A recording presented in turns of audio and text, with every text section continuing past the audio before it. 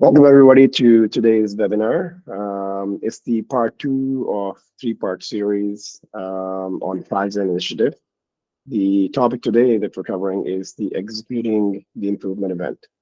Um, I will go through very quickly on what is Kaizen Improvement Event for people who may have missed the first part. Then we'll do a quick recap of the Kaizen Prepare, which was a part one webinar. And then we'll get into the Kaizen problem solving process. How do you build buy-in? Because that's one of the things you have to get it right if you want sustainable continuous improvement out of a Kaizen event. And then some of the key tools that we've used. They're not all the tools that you may need in a Kaizen event, but these are the key ones that I believe every Kaizen you will need some essence of it. And then we'll close it off with the summary slide. So what is a Kaizen? Kaizen is a Japanese word with two syllables, Kai and Zen. English translation is change and goodness. What we use for when we translate the essence of this word is change for good or change for better. Change for better really means that if you look at this graphic there, every time you're making a step change from better, from where you were to the next level, you're getting better. And so you don't have to go from the first step to the last step in one go. If you can change it a little bit and you can sustain it, then that's good enough. And that's where the change for good comes in. So once you made that step change from where you were to a little bit better, you don't want to go backwards. So how do you do that in a Kaizen event? You usually employ some kind of a standards or controls in place, processes, and I'm going to cover some of those tools today. Really, it's a step change improvement process, and the key here is to sustain it. A multi-day Kaizen event usually have four different stages. First one is about why we're there to execute the event. It's really about understanding the objective, the goals, the problems, who's calling us together. What did we already know coming into the event? So some of the observations, some of the data. Then we get as a group together and look at the waste opportunities. These are lean waste. The idea is where are we wasting some of the resources, time, effort that maybe we can improve upon, we can reduce or eliminate altogether, and then add more value-added stuff there. Finally, once you got that, you can then start looking into how do we do things today and how do we want to do it better. So existing process and the new work design. And some of the tools that I'll cover today are going to be in that area, which really help us keep the track on the Kaizen event and make sure the focus is not lost, because usually you are together for a very short time, like a week for a full-blown Kaizen event, or maybe even a couple of days if you're doing a Kaizen blitz event. The top there, test and implement on top of the four stages is there where you're trying out the ideas between the existing process and the new work design. Because if you have the ability to test out an idea or try storm something, go to the workplace and see if it's going to actually work, maybe sketch what needs to be implemented, then you want to take that opportunity with the team when they're there. The bottom part of this slide, we always show this, is to emphasize on that there are learning elements in a Kaizen event, so that you bring in a team together and do a Kaizen event. You're also giving them some skills so they can understand what we're trying to do. For example, what is lean, what is value, what is waste, how do you do root causing, how do you basic problem solving, what is Kaizen, how do you make sure that we have some controls in place so we don't go backwards. Right, so you're giving them those skills, and it serves two purposes. One is to help in the problem solving during the event, but also when these guys, the team that you brought together in a Kaizen event, then they go back to the floor or back to their jobs, they can then take those skills and keep applying them and do that continuous improvement cycle. Okay, so very quickly from the first part of the series, we covered for the prepare stage before the event. You need to know what the problem we're trying to solve. So there are things, there were guidelines of what to look for, how to define the problem statement, how to pick the objectives. We also looked at the performance indicators. These are the indicators by which we'll measure the success of the Kaizen. Then we had a data collection plan. Really, we need the data to look at it, either some of the historical, how things are happening, or look at what people are perceiving, and then actual direct observation. So I'll cover a tool today under Kaizen tools about that direct observations. But the idea is that you've done this coming into the event. You select your Kaizen improvement team. It's important you select the right people who are part of that problem you're trying to solve, but as well as some people who are going to be either suppliers or customers to that process. Then you have to lock in the scope, you schedule the event, make sure you have everything you need for that event, right kind of office space or conference room, right supplies, enough food, snacks for people. And you've scheduled people so they can work together. They're not being called in and out from that Kaizen event because it is very focused and a short time. You're trying to cover a lot of stuff. And then communication and kickoff happens just before the event. It's the idea is that everybody knows a team is about to get together to work on something important. This drives the buy-in that we need for the event. Okay, so let's look at the event execution piece. Here is the problem-solving process of Kaizen. So some people, when you talk to them about problem solving, they will come up with the plan, do, check, act. Some people like the make, define, measure, analyze, improve, and control. There are a lot of other different ones, but this slide tries to put both of them together and lays out in one slide the whole Kaizen improvement process or problem solving process. So the first Kaizen, first webinar on Kaizen Prepare was talking about this plan phase. We were defining the problem, we were getting the team together, we were measuring how we're doing today, what is our baseline. And then when we're executing the event, we're in the do box or analyze and improve box, where you're trying to identify what are the really root causes, what are the ways, what frustrates me, what stops me, what slows me down, and then what are the root causes for that? Can I understand what causes them? Then I can remove them, right? So that's the improvement phase where you start to plan new process solutions. As you can see in check and act, there is another improve here. The idea is by the end of the event, if it's a let's say 5-day event, you've done some improvement already within the Kaizen event process, and then whatever is left over, you action out to be done very quickly over the next month or so, which comes into the next stage. So improve, control, and then control and change management. These two will cover in our third part of the Kaizen webinar series. And these are the ones which will sustain or make sure that whatever we did here that we usually are very proud of, we can sustain those. So let's focus on the event itself because that's what the webinar is today. So one of the first things we need to do is make sure we build the buy-in for the people who are coming into the Kaizen event, people who are going to be getting the information or the new way of doing things from the Kaizen event. So how do we do that? We start actually at the prepare stage. We're starting to talk about this when we're doing those gambas, when we're going to the place and doing direct observation. We're talking to the people, telling them why we're there, what we're trying to do, what we're trying to improve upon, what is the process, right? It's not about blaming or assigning that who is better or worse performer. This is about the process. This is about the waste in the system. How can we remove those frustrations, right? So you're already starting that conversation. You're breaking down some of the walls which are there. Management communication is very, very important. So these are the emails, these are the team meetings, town halls that happens over time, again, in the prepare stage. Team meetings, the huddles, people get to know that why people are in their workspace doing observations or what is about to happen. And some people will be selected. There will be the champions of problem solving. So, you're building the buy-in. And again, then the Kaizen charters and posters. So charters we covered in the prepare stage, and I'll show you a slide later on because this is the tool. The idea is that you're focusing on exactly what we're trying to do, what we're going to try, how are we going to measure it, and how much time we're going to try to do it, who's going to be part of that problem solving. And you can use them as posters. Posters comes before the event and after the event to show the teams in the high traffic area.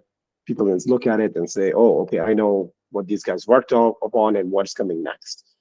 Then during the event, there is the Spirit of Kaizen talking points. We'll cover some of those today. Then why me really means is why people were selected to be in the Kaizen event, right? So you have to kind of give them why they're there. You should know, what is their role, the important role they're playing. And finally, some kind of a team rules or code of conduct within the event itself. I kind of Talked about one already, right? Like you're trying to, you have to make sure that people are attending the event completely. They're not pulling in and out on their work assignments. So usually the scheduling of the event should be that people are either on their off rotations or they're able to be pulled out and somebody else can take their place for the work. Okay, spirit of Kaizen, very quickly here. We've got some of the, I'm not going to read all of these here, but I'll talk about some of the main ones. The idea is that you're there to solve a problem, which may be around for a long time. And sometimes when people who have been around in the workplace for a long time, they have this attitude, or they've seen people who have trained them have this attitude, say, we've always done it this way. That's not to say that when it was done that way, it was a bad thing. Maybe you had a problem and you started doing something a certain way. And if that problem no longer exists, by you keep doing that, um, even now, you might be causing more problems. So the idea here is we don't want to start by saying, well, we always done it this way. We're going to say, okay, is there a problem? Do this solution still make sense? Our process still makes sense? And then do not say we cannot find ways we can. Really, the idea here is there will be things you cannot change, right? Like maybe there are, fixed things, there are physical things you cannot change. Sometimes it's about the capital or the money that you cannot have, you don't have access to. But the idea then is, what can we do with this limitation, with this constraint, right? So you have to start thinking that way. Perfection is a target, but improvement is deliverable. We talked about this in Kaizen. You don't want to go from 0 to 100. You want to make small changes. Correct problems immediately, and they ask why 5 times. It's really about identifying the root causing and fixing the root cause. Don't fix the problem after it has gone through the whole system. Improvement is made at the workplace, not from the office. Go see for yourself. So people who know lean, this is very lean methodology, Gemba based. You want to go and see it for yourself. You want to understand the process there. You're not going to see it from data. You're not going to see it from meeting notes. So Kaizen process is designed to do that. You're going to be doing that in prepare stage. You're going to be doing it during the Kaizen event when you do the try storms or tests and implement. And then you're also going to be doing it once you go to the third stage, which is to make sure it sustains. And the idea for more people are better, and do not too many for brains. Really are talking to, you want to have a lot of people come together to do this, not one or two people trying to come up with a solution. There are no limits to improvement, so don't start with that we cannot achieve something. And celebrating your success is really, really important for building the buy-in. If somebody's done a good job and we finally cracked a problem, we want to recognize it, and we're going to talk about it in our team meetings, huddles, and in our town halls. And then for why me, or what about me, is for the people who usually show up in the Kaizen. If sometime when the prep is not done properly, maybe you haven't had the chance to talk to, as a facilitator, talk to everybody who's going to be in part of the event. So they may not have had the right communication. They may not have been talked to properly about why they were selected, right? So you want to, once you've gone through the problem and data, you want to give them the opportunity to say, well, we're empowering you to solve this problem. And the facilitator, you're not the one who's going to come up with solutions. It's them who have to solve this, come up with the solution, because they're the one who face the problem, right? They know these things. They get an opportunity to learn new things. They're getting to remember those skills about, what is waste, what is value added, what is Kaizen. So they're learning something new. They get the satisfaction of solving those problems, and usually the return is very immediate because it's a quick step change process. On the right side, that's what it's trying to do. So it's fast, it's focused. Within a week, you're going to go through most of the problems. You're going to select the top ones, and you're going to solve them. And usually within the month to 3 months, you have the results, right? So that helps them buy into it, and you're not waiting a year down the road to see the results.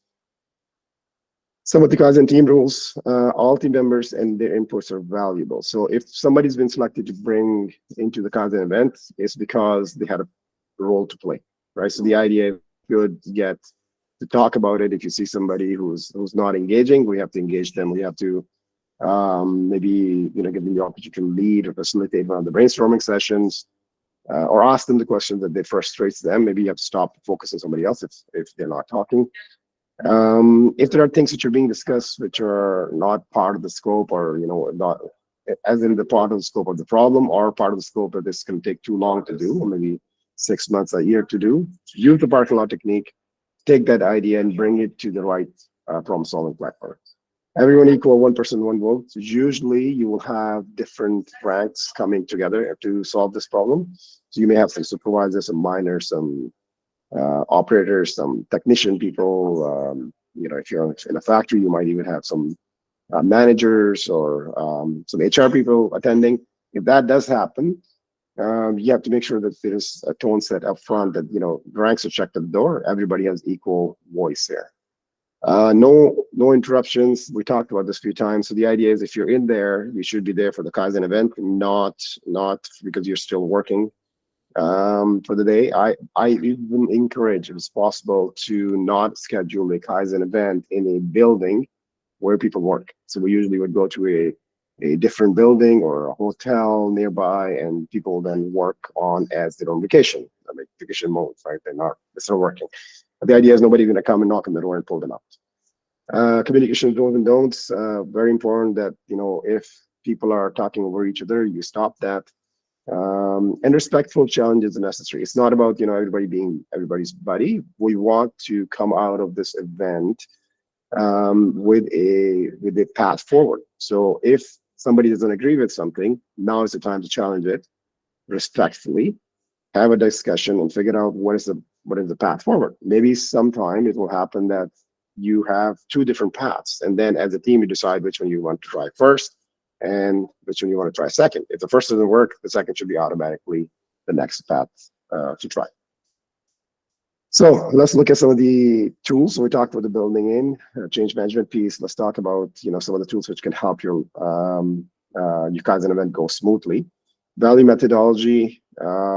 Everything in Kaizen is based on that. You're trying to drive, as we talked about in the prepare stage, identify what is value at a time, what is non-value at a time but necessary, and what is waste. And if we can figure that out, then we can say, how can we add more valuable time and remove some of the waste stuff? All right, so one of the tools is day in life off, and then usually you would do that in the prepare stage. I'll give you some example of it so you can have a look. And then during the event, you also do a brainstorming of the ways with the team. Even though you may have seen him yourself and you did the day in life off, you did the Gamba, you want people who are in the event to brainstorm and maybe come up with more that you were not able to see. After that, you get into the root causes, where brainstorming is obviously a great tool. There's 5 whys, there's fishbones. And finally, once you get to the process side, you do some mappings, you eventually build standards, you put some controls and system methodology in there. And the final thing that really hits it home is the roles and responsibilities of the new way of doing things. So let's look at some of these.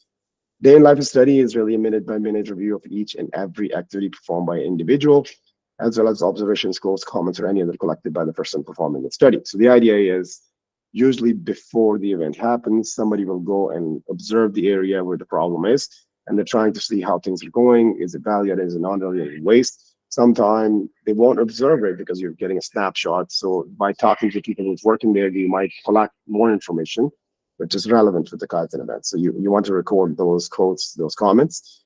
And if you remember from my first webinar, I also mentioned that's the time for you to start looking at who's the best candidate for you to bring in to the Kaizen event.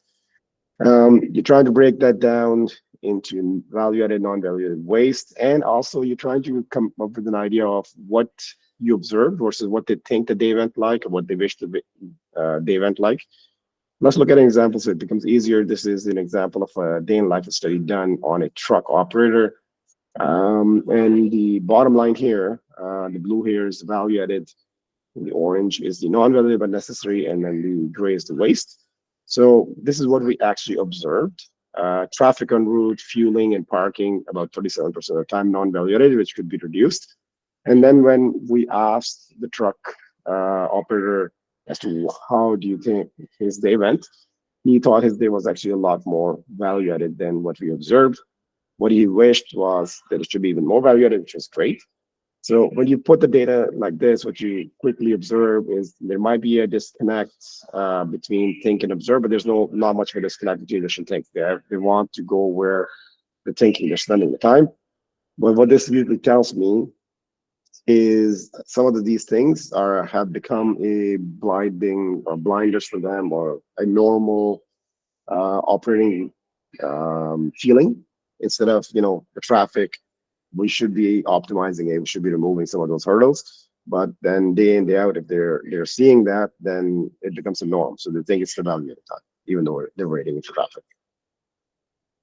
So move on to the next one. I covered this one in my prepare stage, but I wanted to bring it here because this is an important one. You usually would actually you would probably need this in prepare stage as well as in the event stage as well as in the closeout stage, because this is where everything has been agreed upon. What you kind of saw, what are the how are we going to measure it, who's the team, what is the business case.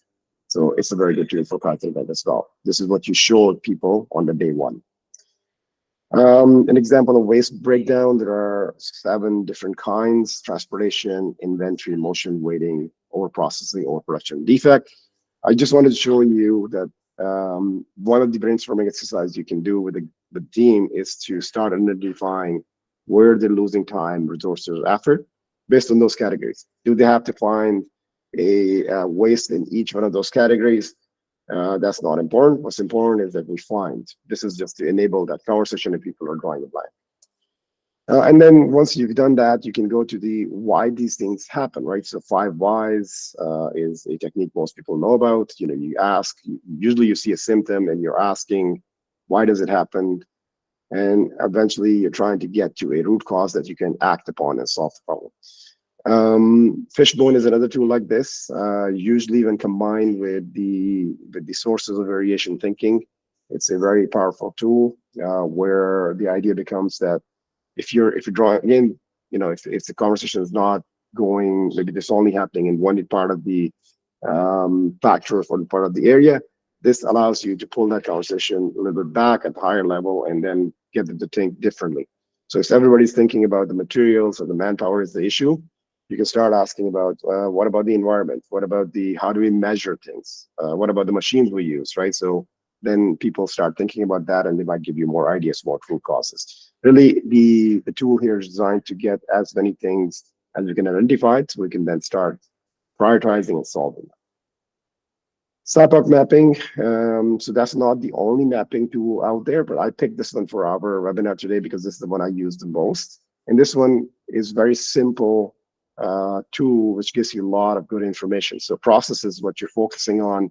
And then you start laying out what goes in that process. What are my inputs? What is, like, there might be some kind of supplies, might be some kind of manpower, maybe some energy, maybe some machines. What else goes in there, right? And what the proper process outputs. And if you have input, you have outputs, you have suppliers and customers. There might be other processes. It might be external, internal to the company. And then if you can identify that, you can then start quantifying what is important for the process to deliver quality results, right? And then you can start putting some specs on the inputs and outputs that can make the new process run better. So it helps you focus on the right thing and measure the right things. Standards, as we were talking about in the Kaizen, once you make a change, you want to change for good. You don't want to go backwards. So standards really help us do that. There's a quote there: without standards, there could be no Kaizen, from Taichi Ono. Taichi Ono is really a founder of the Toyota production system and even Lean. He really articulated and formalized some of these things that we talk about today.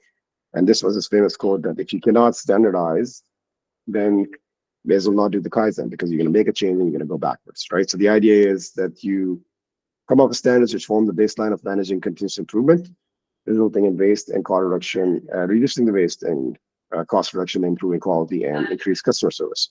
Once you've got that baseline as the new standard as your new baseline, now you can look for the next opportunity.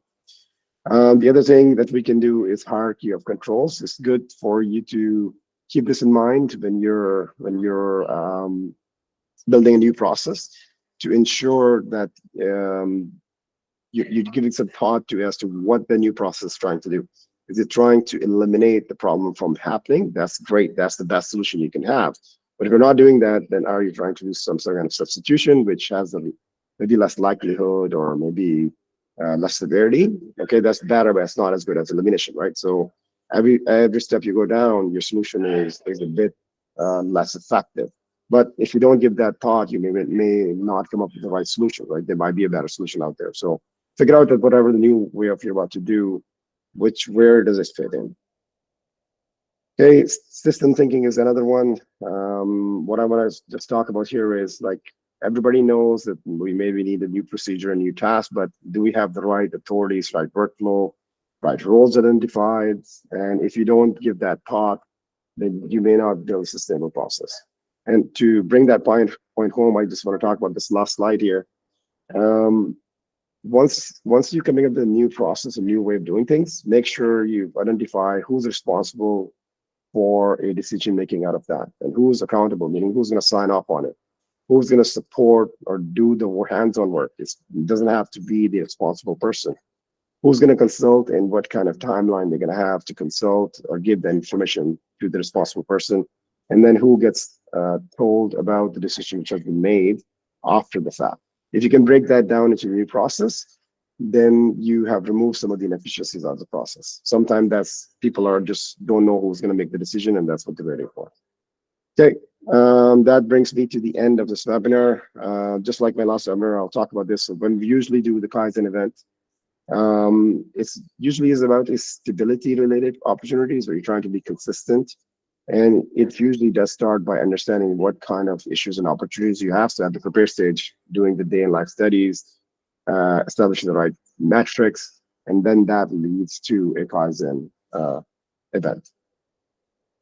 I'll stop here, stop sharing my screen, so we can probably ask some questions if anybody has any. Yeah, Leon, go ahead. Yes, I have one. About the dialogue, you show some percentage. Yes. I'm not expecting to have a percentage for the value-added activities for administrative tasks and the maintenance activities. Okay. That should be different, but I'm just asking.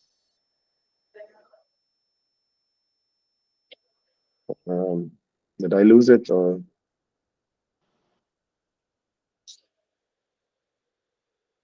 is anybody else there? You're there? Yeah, I'm here. We're here. Okay. Okay. I think I lost him. Yeah, it appears so. Okay. I think I understood what the question he was asking. I'll put it on the video in case he doesn't join, so he can watch the video later on. The value at a time is really what we're trying to do for a given day. Like, what does the plan work? Like when I'm actually, if it's maintenance, as he was mentioning, it's when I'm actually performing the maintenance. Is it planned maintenance? Is corrective maintenance? All that is a value at a time. But when I am preparing for the work, when I am scheduling to do maintenance, when I am, or maybe scheduling to do maintenance could be value added. It depends on the planner role, or is it the maintenance guy? When I'm stocking the supplies, all those are non-valuable necessary stuff.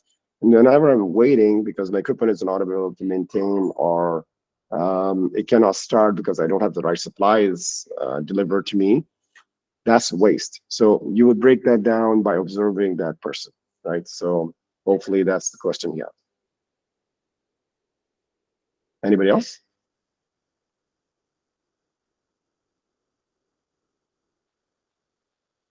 Thanks, Henry.